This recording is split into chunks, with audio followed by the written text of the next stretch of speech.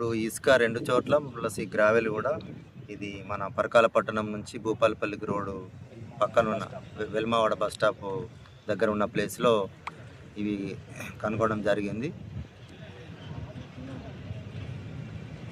ఈ అక్రమ రవాణాను అరికట్టడానికి మన రెవెన్యూ, పోలీసు, అట్లాగే మున్సిపల్ పరిధి అయితే మున్సిపాలిటీ, గ్రామ పరిధిలో అయితే పంచాయతీరాజ్ డిపార్ట్మెంట్లతో కూడా మేము టీంలు వేసి ఇది పూర్తిగా అరికట్టడానికి చర్యలు తీసుకుంటాం.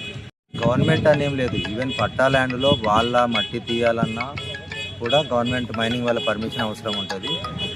సో పట్టా ల్యాండ్స్లో కూడా డంప్ చేసినప్పటికీ కూడా అది కూడా నేరం అవుతుంది, అనుమతి లేకుండా చేయడం. అవన్నీ కూడా ఇదే విధంగా మేము సీజ్ చేయడం జరుగుతుంది, తగిన చర్యలు తీసుకోవడం జరుగుతుంది.